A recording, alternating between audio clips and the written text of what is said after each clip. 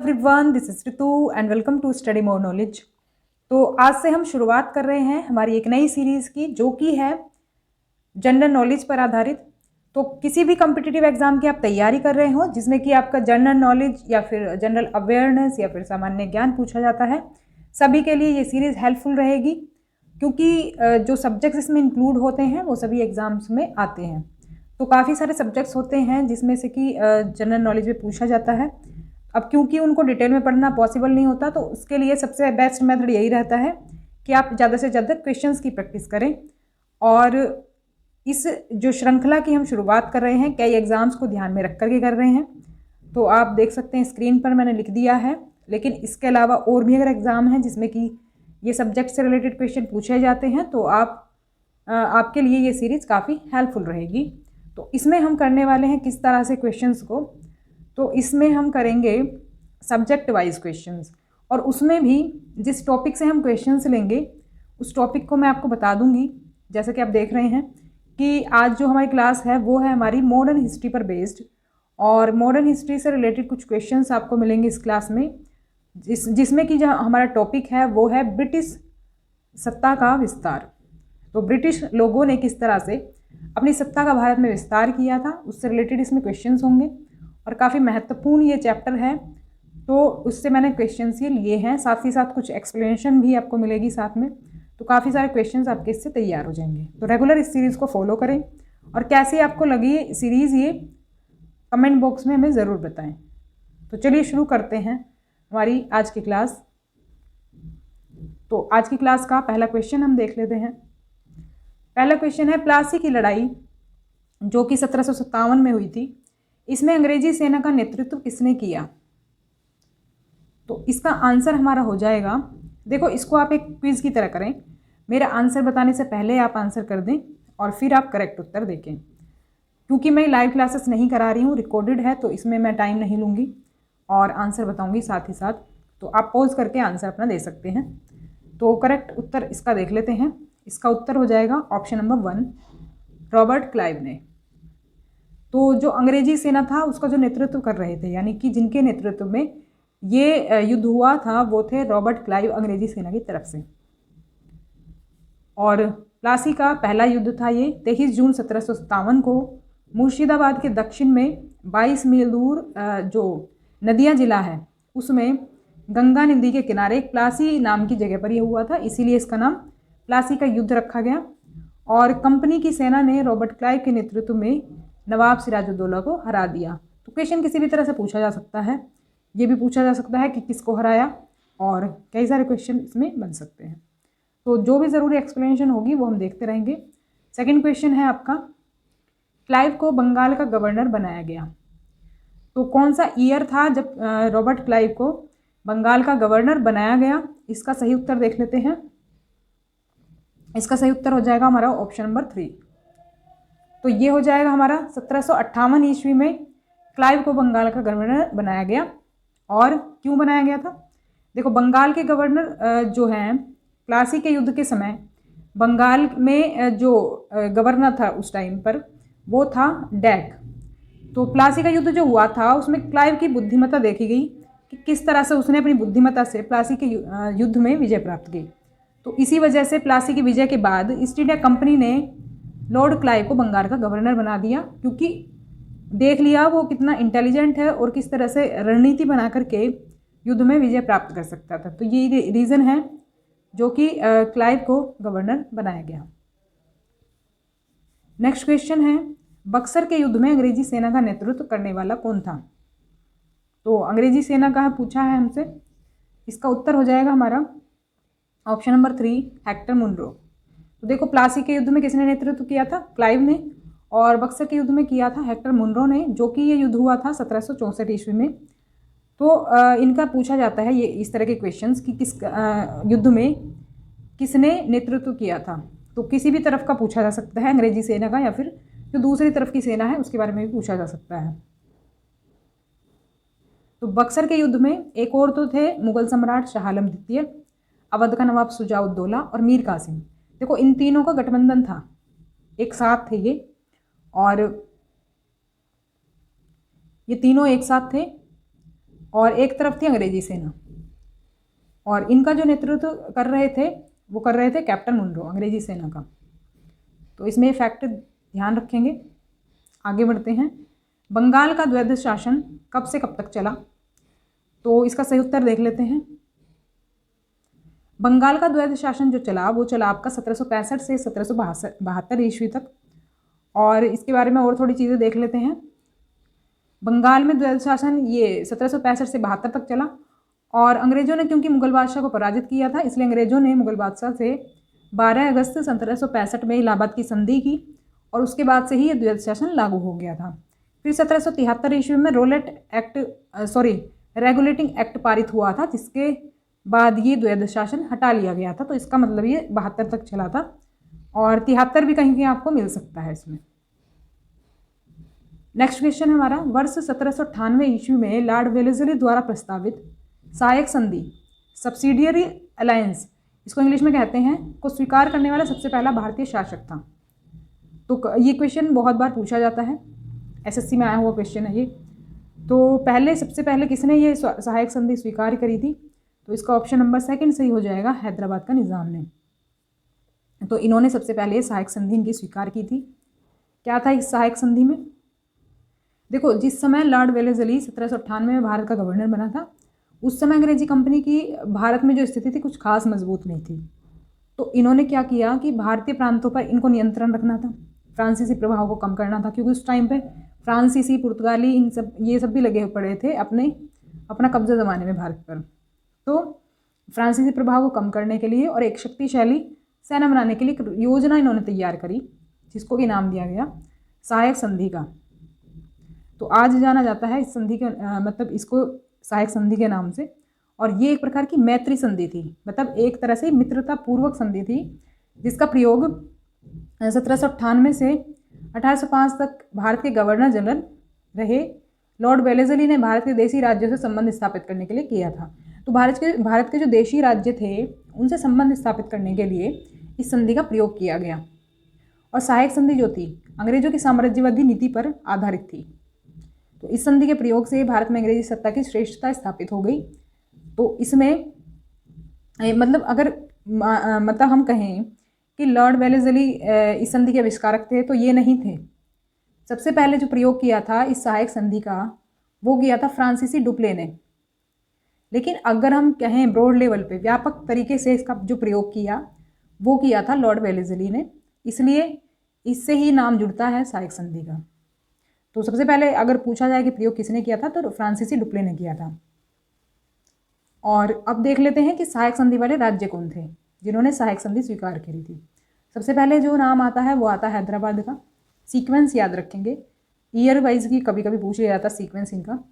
तो हैदराबाद 1798 में इन्होंने स्वीकार करी थी सहायक संधि। मैसूर ने 1799 में, तंजौर ने अक्टूबर 1799 में, और अवध ने नवंबर 1801 में, पेशवा ने दिसंबर 1803 में, बरार यानी भोंसले ने दिसंबर 1803 में। ये मराठाओं के अलग अलग टाइप हैं, पेशवा, भोसला, सिंधिया। तो ग्वालियर ने यानी सिंधिया ने कब स्वीकार करी थी? 1804 ईस्वी में। तो इनका टाइम पीरियड याद रखेंगे, किसने कब ये सहायक संधि स्वीकार करी है और इसकी विशेषताएं क्या थी, मतलब इस संधि में था क्या। इस संधि में कुछ विशेष बातें थी जो कि हम देख लेते हैं। भारतीय राजाओं के विदेशी संबंध कंपनी के अधीन होंगे, मतलब कि वे कोई युद्ध नहीं करेंगे, और अन्य राज्यों से विचार विमर्श जो करेगी वो कंपनी करेगी। मतलब राजाओं का अधिकार नहीं होगा किसी से भी किसी भी बारे में डिस्कशन करने का। और बड़े राज्य अपने राज्य में अंग्रेजी सेना रखेंगे जिसकी कमान अंग्रेज अधिकारियों के हाथों में होगी, लेकिन जो खर्चा होगा वो खुद राज्य उठाएंगे। तो ये थी सहायक संधि। और इसमें और भी चीज़ें थी, जैसे राज्यों को अपने राज्य की राजधानी में एक अंग्रेजी रेजिडेंट रखना अनिवार्य होगा। एक तरह से हम कह सकते हैं, एक तरह से उनका दूत हो गया वो अंग्रेजों का, जो कि खबरी होगा, एक तरह से उनकी खबरें पहुंचाएगा जो राज्य थे। और राज्य कंपनी की अनुमति के बिना किसी यूरोपियों को अपनी सेवा में नहीं रखेंगे। कंपनी राज्य के अन्य सूत्रों से रक्षा करेगी, और कंपनी राज्य के आंतरिक मामलों में हस्तक्षेप नहीं करेगी। मतलब इनका कहने का मतलब था कि आंतरिक मामलों में हम दखल नहीं देंगे आपके, लेकिन ये सब शर्तें आपको माननी होंगी। तो ये सभी था सहायक संधि के अंदर। नेक्स्ट क्वेश्चन है हमारा, भारत का प्रथम गवर्नर जनरल और वायसराय था, तो कौन था ये? इसका सही उत्तर हो जाएगा option number second, Lord Canning. तो 1857 के विद्रोह के बाद अगस्त 1858 को ब्रिटिश संसद ने एक अधिनियम पारित किया, इसके द्वारा कंपनी के शासन को समाप्त कर दिया गया। देखो, जो 1857 की क्रांति हुई थी उसमें अंग्रेजों को लगने लगा कि कहीं हमारी भी सत्ता यहाँ से ना निकल जाए भारत से, तो उन्होंने क्या किया, कंपनी के शासन को समाप्त कर दिया। जो ईस्ट इंडिया कंपनी यहाँ पर व्यापार करने के लिए आई थी, वो क्योंकि ज़्यादा दखलंदाजी करने लगी थी भारत के सभी मामलों में, तो ब्रिटिशर्स ने फिर क्या किया, फिर 1858 में एक अधिनियम पारित किया और फिर ब्रिटिश सरकार का जो नियंत्रण है ब्रिटिश क्राउन को हस्तांतरित कर दिया गया, मतलब उनको सौंप दिया गया ब्रिटिश क्राउन को। तो लॉर्ड कैनिंग को भारत का इसमें पहला वायसराय बना दिया गया इस अधिनियम के अंतर्गत। तो 1858 का अधिनियम था ये।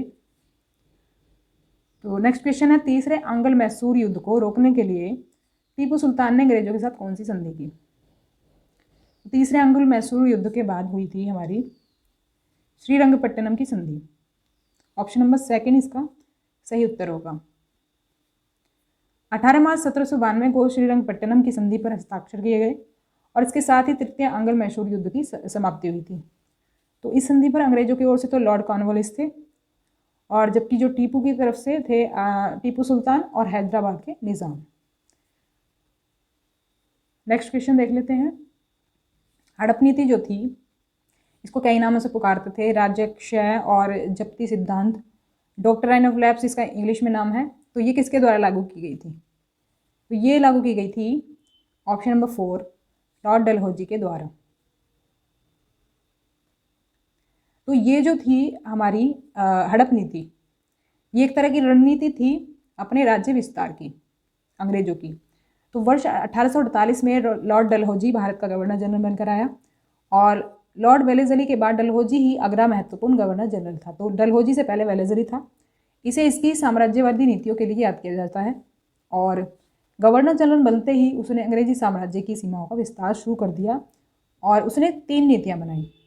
एक तो युद्ध की नीति, युद्ध कर अपनी सीमाओं का विस्तार करना।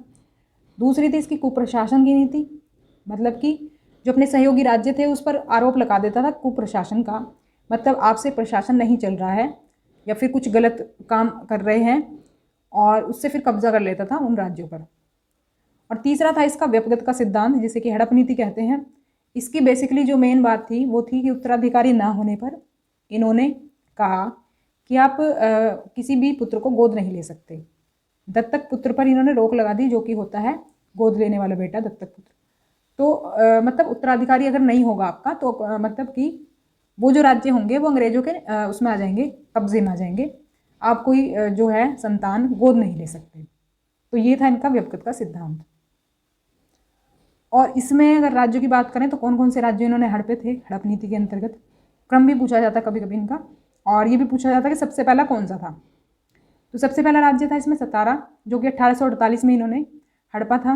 उसके बाद जैतपुर आता है 1849 में, और फिर आता है संभलपुर, ये भी 1849 में, फिर बघाट 1850 में, उदयपुर 1852 में, झांसी 1853 में और नागपुर 1854 में।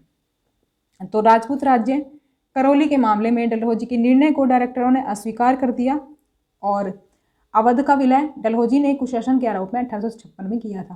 देखो, कभी कभी ये पूछा जाता है कि कुशासन के आरोप लगा करके उसने कौन से राज्य को हड़पा था, तो ये था अवध, जिस पर कि इसने कुशासन का आरोप लगाया था। किस सिख गुरु ने फारसी में जफरनामा लिखा था? अब क्योंकि इसी टाइम पर ये सिख भी चल रहे थे, साथ साथ पैरेलल चल रहे थे ये भी, सिख संप्रदाय भी, तो इसलिए सिखों के भी इसमें कुछ प्रश्न आपको मिलेंगे।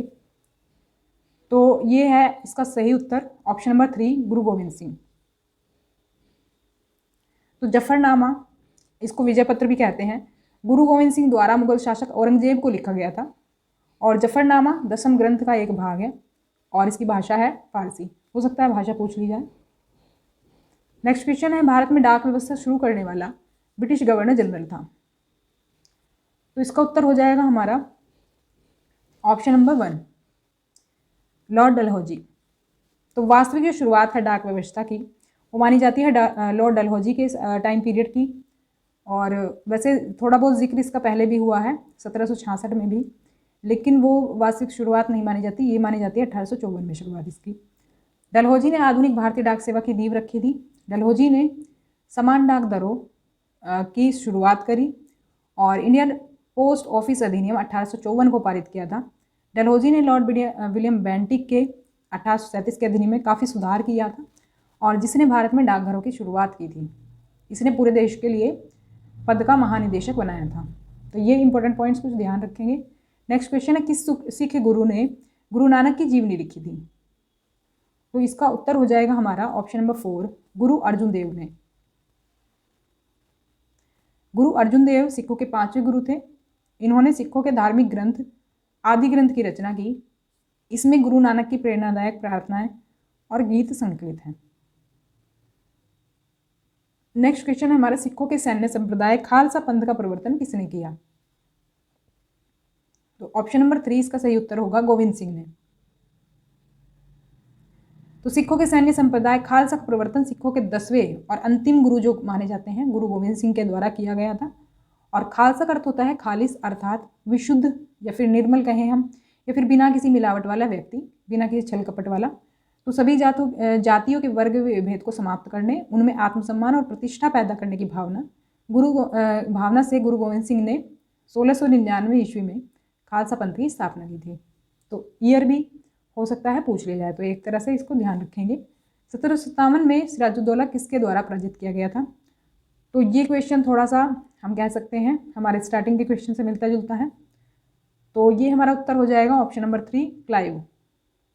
तो क्योंकि 1757 ईस्वी में प्लासी का युद्ध हुआ था और इसका नेतृत्व कर रहे थे क्लाइव, तो क्लाइव के नेतृत्व में नवाब सिराजुद्दौला को हरा दिया गया था इस युद्ध में, क्योंकि नवाब ने इनकी सहायक संधि स्वीकार नहीं करी थी। तो अभी देख लेते हैं निम्नलिखित में किस किसने लॉर्ड वेलेस्ली के साथ सहायक संधि पर हस्ताक्षर किए। तो अभी मैंने आपको बताया था कि जो बंगाल के नवाब थे सिराजुद्दौला, इन्होंने सहायक संधि स्वीकार नहीं करी थी और यही कारण था कि अंग्रेज़ों ने मतलब कह सकते हैं रणनीति बना करके उनको हरा दिया। उसके जो सगे संबंधी थे उनके साथ मिलकर के षड्यंत्र रचा जिससे कि वो सिराजुद्दौला हार गया। तो अब हम बात करेंगे इसके उत्तर की। तो ऑप्शन नंबर जो 4 है हमारा सही उत्तर हो जाएगा 1, 2 और 3। तो हैदराबाद के निज़ाम, अवध के नवाब और मैसूर के राजा, इन सभी ने सहायक संधि पर हस्ताक्षर किए थे। तो स्वीकार किसने नहीं किया था? बंगाल के नवाब ने, सिराजुद्दौला ने। तो सहायक संधि वाले राज्य फिर से आप देख सकते हैं, अभी वैसे हमने पीछे ही देख लिया है। हैदराबाद, मैसूर, तंजौर, अवध, पेशवा, बरार से भोसले, ग्वालियर से सिंधिया। तो ये आप इनका थोड़ा सा सीक्वेंस भी ध्यान रखेंगे। तो मैचिंग में पूछा जाता है या तो फिर पूछा जाता है आपसे सीक्वेंस पूछा जाता है, इससे यही क्वेश्चन बनते हैं। निम्नलिखित में से सिख गुरुओं का सही कालक्रम बताइए। तो ये कालक्रम भी पूछा जाता है अक्सर। ये ऑप्शन नंबर 4 हमारा सही हो जाएगा इसमें, अमरदास, रामदास, अर्जुन देव, तेग बहादुर। तो हम सभी सिख गुरुओं का एक बार कालक्रम देख लेते हैं, सीक्वेंस इनको देख लेते हैं, हो सकता है कि किसी और का पूछ लिया जाए। तो पहले हैं गुरु नानक देव जी, फिर हैं गुरु अंगद देव, फिर हैं गुरु अमरदास, फिर हैं रामदास, अर्जुन देव और फिर हैं हरगोविंद सिंह, गुरु हरराय जी, गुरु हरकिशन साहिब, गुरु तेग बहादुर और लास्ट में आपके आ जाएंगे गुरु गोविंद सिंह। तो शुरुआत के और लास्ट के भी पूछे जाते हैं अक्सर, तो ध्यान रखेंगे। फिर है हमारा क्वेश्चन, सुगोली की संधि किनके बीच संपन्न हुई थी? सुगोली मिलेगा कहीं कहीं आपको, सगोली मिलेगा और ये ईयर था इसका 1816 ईस्वी। तो ये हुई थी हमारी संधि ईस्ट इंडिया कंपनी और नेपाल के बीच में। तो ये हो जाएगा हमारा ऑप्शन नंबर 1 सही उत्तर।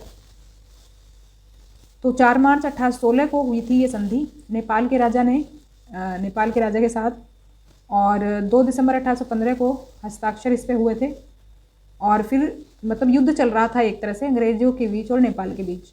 तो इस संधि के बाद युद्ध एक तरह से समाप्त हो गया। तो वही है, इन्होंने इसी तरह से कुछ संधि करके, कुछ कैसे भी हड़प नीति से, कुछ सहायक संधि से, ऐसे ही अपने राज्य का विस्तार किया। क्योंकि हम ये जो टॉपिक पढ़ रहे हैं वो है हमारा ब्रिटिश सत्ता का विस्तार और इसमें ज़्यादातर क्वेश्चन आप देख रहे होंगे कुछ इसी तरह के हैं कि किस तरह से जो ब्रिटिश लोग थे उन्होंने अपने राज्य का विस्तार किया। नेक्स्ट क्वेश्चन है हमारा, टीपू सुल्तान की मृत्यु 1799 में कहाँ हुई थी? तो ये हुई थी ऑप्शन नंबर 3 श्रीरंगपट्टनम में। तो फूट डालो शासन करो की नीति चलाने वाले अंग्रेजों ने संधि करने के बाद टीपू से गद्दारी कर डाली। देखो ये अंग्रेज क्या करते थे, अंग्रेज संधि कर लेते थे और फिर खुद ही उसके नियम तोड़ देते थे। खुद ही कहते थे कि हम सपोर्ट करेंगे, और मतलब कुछ भी सपोर्ट किसी भी तरह का, जैसे कि कहते थे कि हम युद्ध में सहायता करेंगे, लेकिन जब वक्त ऐसा पड़ता था कि सहायता देनी पड़ती थी अंग्रेजों को, तो वो फिर अपनी बात से पलट जाते थे। इस तरह से करते थे वो, और यही रीज़न था कि साम्राज्य विस्तार वो इस तरह से करते चले गए। ईस्ट इंडिया कंपनी ने हैदराबाद के साथ मिलकर चौथी बार टीपू पर ज़बरदस्त हमला किया और आखिरकार 4 मई 1799 ईस्वी को मैसूर का शेर श्रीरंगपट्टनम की रक्षा करते हुए शहीद हो गया। नेक्स्ट क्वेश्चन देख लेते हैं। नेक्स्ट क्वेश्चन है हमारा, हड़प नीति के अंतर्गत कौन से भारतीय राज्य कब्जे गए थे? मतलब किन किन राज्यों पर कब्जा किया गया था? जो ऑप्शन में आपको दिए गए हैं उसमें से हमें बताना है, वैसे तो और भी थे। तो इसका ऑप्शन नंबर 2 सही हो जाएगा, झांसी, नागपुर और सतारा। तो व्यवगत सिद्धांत जो था इनका, हड़प नीति जो थी, इसके अनुसार जो विलय किया गया प्रथम राज्य था वो था सतारा। और सतारा के राजा अप्पा साहब ने अपनी मृत्यु के कुछ समय पूर्व ईस्ट इंडिया कंपनी की अनुमति के बिना एक दत्तक पुत्र बना लिया था, और लॉर्ड डलहौजी ने इसे आश्रित राज्य घोषित कर इसका विलय कर दिया। देखो दत्तक पुत्र जो था उसको तो इन्हें उत्तराधिकार मानना ही नहीं था, ये ही तो इनकी व्यक्तिगत नीति थी या फिर हड़प नीति थी कि जो गोद लिया हुआ पुत्र है वो उत्तराधिकारी नहीं होगा। तो इसी वजह से इन्होंने सतारा को हड़प लिया, दत्तक पुत्र जो था उसको उत्तराधिकारी इन्होंने नहीं माना। तो इनकी जो हड़प नीति है उसमें ये सभी राज्य जो हैं इनका इन्होंने विलय किया था, अभी हम देख भी चुके हैं। इनका सीक्वेंस ध्यान रख लेंगे, सतारा, जैतपुर, संबलपुर, बघाट, उदयपुर, झांसी, नागपुर। तो आपको अगर कोई ट्रिक आती है इसकी तो आप कमेंट बॉक्स में बता सकते हैं, जिससे कि ये थोड़ा इजीली ध्यान रहे आपको इनका सीक्वेंस। फिर क्वेश्चन है, ठगी प्रथा के उन्मूलन से संबंध जो गवर्नर जनरल थे वो कौन थे जिन्होंने इसका उन्मूलन किया था? तो ऑप्शन नंबर 2 इसका सही उत्तर होगा, लॉर्ड विलियम बेंटिक। तो पूरा नाम इनका लॉर्ड विलियम बेंटिक है। ये भारत के गवर्नर जनरल रहे थे और ये भारत के प्रथम गवर्नर जनरल थे, और जिन्होंने कि 1828 से 1835 तक भारत में शासन किया। इनके द्वारा जो है काफ़ी सारे सुधार किए गए, जैसे सामाजिक सुधार, शैक्षणिक सुधार से मतलब शिक्षा के क्षेत्र में, वित्तीय सुधार किए गए, सरकारी सेवा में सुधार किए गए। तो कई सारे प्रयास इन्होंने किए, और जो इनके मुख्य सामाजिक सुधार हम जानते हैं वो है, एक तो 1829 में सती प्रथा पर इन्होंने रोक लगाई थी राजा मोहन राय की सहायता से, और इसके अलावा इन्होंने ठगी प्रथा का अंत किया था 1830 ईस्वी में कर्नल सलीमन के साथ। तो ईयर भी इनका ध्यान रखेंगे। देखो 1829 में सती प्रथा पर रोक लगाई और उसके 1 साल बाद ही इन्होंने ठगी प्रथा पर रोक लगाई। ठगी प्रथा वही होती थी कि लोगों को ठगते थे, लूटते थे उनका पैसा, तो उस पर इन्होंने रोक लगाई। नेक्स्ट क्वेश्चन है, वोडियार जो है कहाँ के शासक थे? तो ये थे, ऑप्शन नंबर 1 सही हो जाएगा, मैसूर रियासत। तो मैसूर रियासत के ये शासक थे। वोडियार एक वंश था। तो मैसूर साम्राज्य की स्थापना वोडियार वंश के शासक यदुराय वोडियार ने की थी, और इन्होंने मैसूर पर 1399 से 1423 ईस्वी के मध्य शासन किया था। टाइम पीरियड ये था इनका जब इन्होंने शासन किया था। तो ये थे हमारे आज के जीके के कुछ क्वेश्चंस, महत्वपूर्ण क्वेश्चंस थे। अब हम किसी और सब्जेक्ट के क्वेश्चंस करेंगे नेक्स्ट क्लास में। तो ये सीरीज़ रेगुलर रहेगी, आप इसे रेगुलर फॉलो करें। अगर आपका रिस्पॉन्स अच्छा मिलता है तो हम इसको कंटिन्यू रखेंगे। तो अगर वीडियो आपको पसंद आई हो तो लाइक कर दें, शेयर कर दें और सब्सक्राइब कर लें चैनल को, जिससे कि आपको आगे के भी नोटिफिकेशंस मिलते रहे। अभी कई सारे सब्जेक्ट्स की सीरीज़ इस पर स्टार्ट होने वाली है, तो आपके लिए काफ़ी यूज़फुल रहेंगी।